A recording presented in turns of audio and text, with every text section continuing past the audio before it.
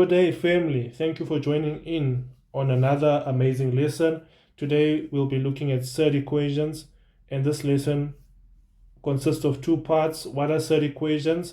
And I'll be running through an example. So the example says solve for x. So I've come up with an action plan to solving surd equations. The first thing to do is to isolate the surd, and that is to write the surd in standard form. So let's first identify the surd part of the equation, and this here is the surd part of the equation. So we want to isolate this, and for us to isolate this, we need to take the x, the negative x, to the other side. So that would give us 3 plus x is equals to square root of x plus 5, and this here is in standard form. I just want to put a 1 there to note this as it being in standard form. That is always the first thing to do when dealing with surd equations. So the second part is to square. To square the surd. Why squared?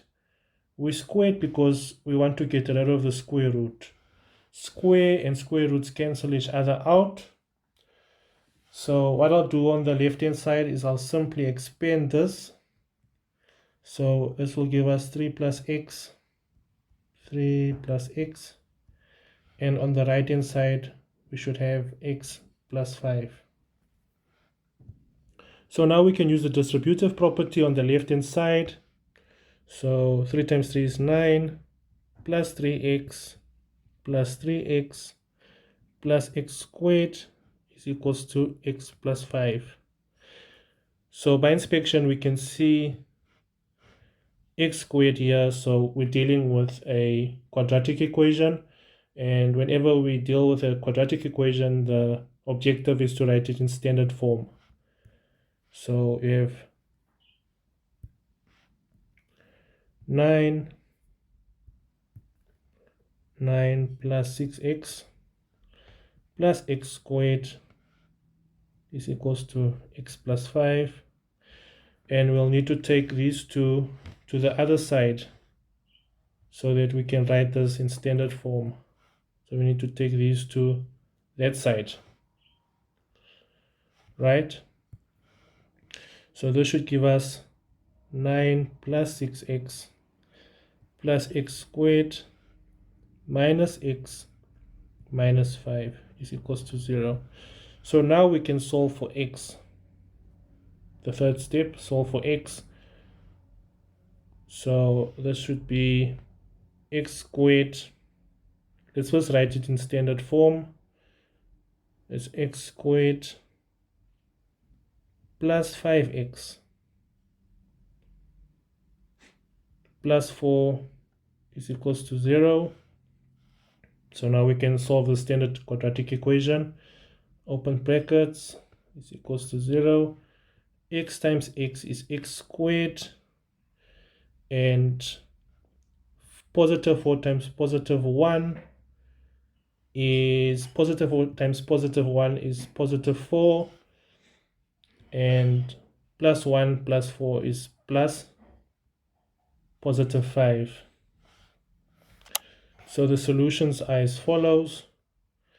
X plus 1 is equals to 0, or x plus 4 is equals to 0. Therefore, x should be equals to negative 1, or x should be equals to negative 4. But we're not done. We have to test if these solutions satisfy the surd equation.